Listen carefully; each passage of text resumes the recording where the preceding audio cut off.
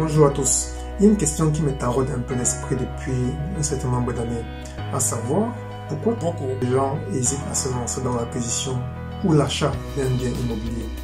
En y faisant mes recherches, j'ai découvert qu'il y a une espèce de mythe autour de la question. C'est-à-dire, beaucoup de gens pensent que pour pouvoir effectuer un achat immobilier, il faut forcément avoir eu à travailler pendant de nombreuses années, se constituer un bon capital avant de se lancer. D'autres pensent qu'il faut forcément avoir eu à faire une belle carrière et avec cela, c'est facile de convaincre un banquier de vous accorder un prêt. Mais non, il n'y a pas que cela, c'est vrai.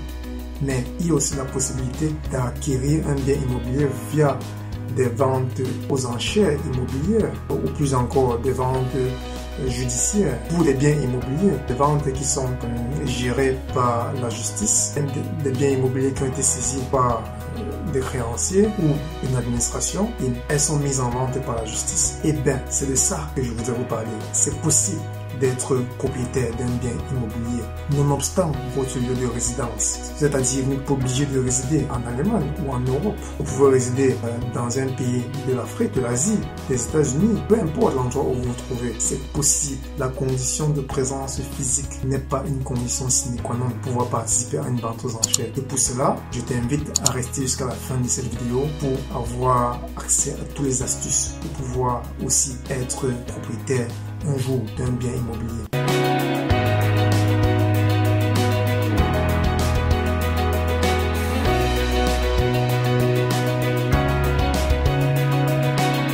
Je m'appelle Marius Delin, je suis agent immobilier et interprète indépendant auprès de l'administration fédérale du Saxe en Allemagne.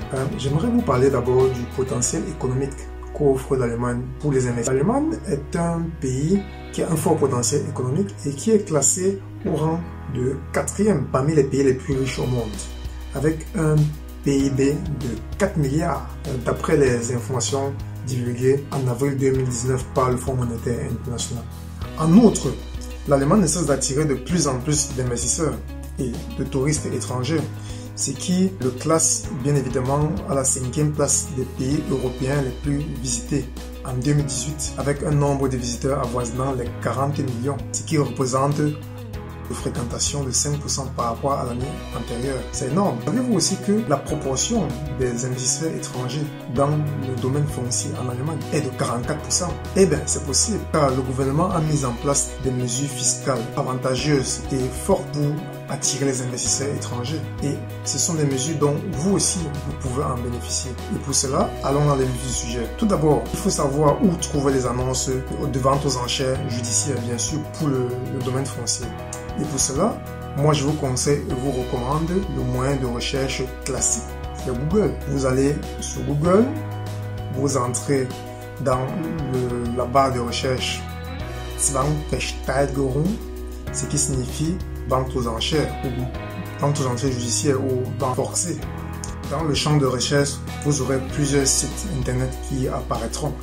Et moi je vous conseille le site qui est tout en bas encadré en rouge, qui est zvg-portal.de, car c'est un portal judiciaire et les offres qui sont publiées dans ce site sont uniquement faites par les tribunaux, ce qui rend le site pour moi très fiable au vu des annonces publiées à l'intérieur. Maintenant, on peut cliquer sur le lien du site internet en question. Une fois qu'on a cliqué sur le lien, il y a une page qui s'ouvre.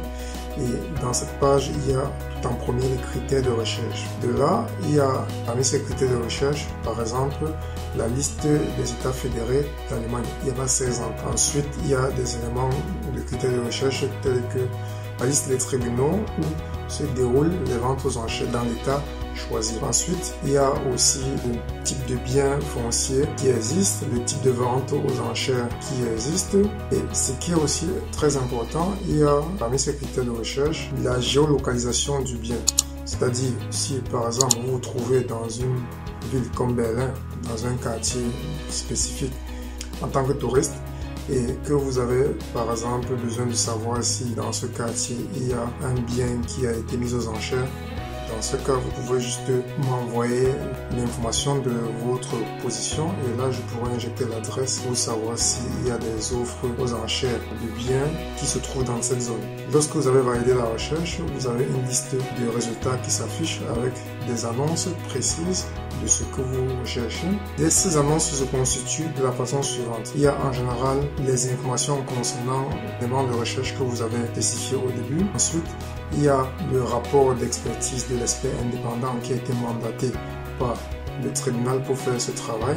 Le rapport en général contient la valeur commerciale du bien en question et toutes les informations concernant l'état du bien aussi en question. Ensuite, en annexe, vous avez l'avis officiel de l'annonce. On arrive maintenant à la partie la plus importante de toute cette procédure de vente aux enchères judiciaires, à savoir les conditions à remplir pour pouvoir participer à une vente aux enchères judiciaires pour des biens immobiliers. La première condition se présente sur 4 formes. Cette condition est le fait que l'Allemagne, ou plutôt les tribunaux allemands, exigent un dépôt de garantie de 10% de la valeur commerciale établie par l'expert indépendant en immobilier. Cette condition, comme je le disais, s'effectue sous 4 formes. La première forme, vous effectuez un virement de ce montant de 10% sur le compte bancaire du tribunal qui organise la vente aux enchères. Dans les meilleurs des cas, ce montant doit être disponible au moins 2 jours avant le début de la vente aux enchères. Et lors de l'audience, vous présentez juste le justificatif du virement des fonds. La deuxième forme, c'est que votre banque vous donne une garantie bancaire. Mais cette garantie est en général acceptée par les tribunaux lorsque celle-ci provient d'une banque allemande. La troisième forme, c'est que vous allez voir une banque fédérale allemande pour qu'elle vous donne un chèque bancaire fédéral qui est aussi accepté par les tribunaux allemands. La quatrième forme, qui est un chèque barré effectué par votre banque. Donc, voici les 4 formes de dépôt de garantie acceptées. Le tribunal qui organise les ventes aux enchères. Et il faut aussi savoir que depuis le vote d'une loi du 16 février 2007 pour lutter contre le blanchiment d'argent, les tribunaux allemands n'acceptent pas le paiement de ce dépôt de garantie en espèces. C'est très important. La deuxième condition concerne aussi bien les personnes physiques que les personnes morales, telles que les entreprises et les associations. Concernant les personnes physiques, elles doivent impérativement être physiquement présentes lors de l'audience de la vente aux enchères judiciaires. Si elles ne sont pas capables de satisfaire à cette exigence, dans ce cas, elles peuvent se faire représenter par un tiers. Le représentant devra fournir au juge un mandat de procuration signé par la personne à représenter et légalisé par un notaire ou le service consulaire de la représentation diplomatique allemande dans le pays de résidence de la personne à représenter. Concernant les personnes morales, les entreprises ou les associations, elles doivent fournir à la personne qui les représente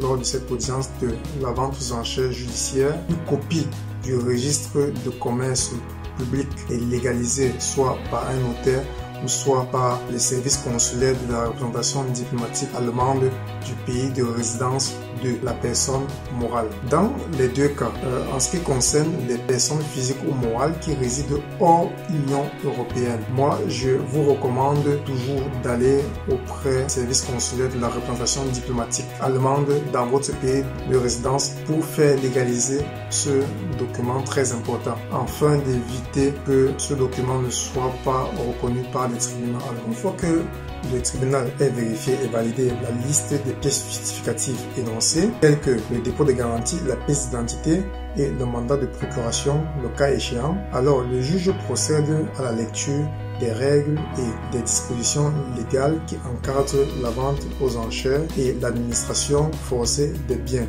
ainsi qu'à la lecture de la description du ou des biens immobiliers qui sont mis à la vente aux enchères. Afin de fixer le montant de la mise à prix du bien, le juge se réfère à une disposition légale émanante de la loi sur la vente aux enchères et l'administration forcée des biens en son article 85A qui stipule, je paraphrase, la vente ne peut être adjugé si la meilleure enchère est inférieure ou égale à 50% de la valeur commerciale. Ceci pour éviter de causer préjudice au débiteur. Ce qui signifie que le montant de la mise à prix sera de 50% de la valeur commerciale. Cette valeur commerciale qui est établie par le rapport de l'expert en immobilier. De plus, le juge précise aussi une autre disposition légale émanant de la même loi en son article 74A qui stipule, je paraphrase, que le créancier peut faire recours à son droit de veto si le montant de la meilleure enchère est inférieur ou égal à 70%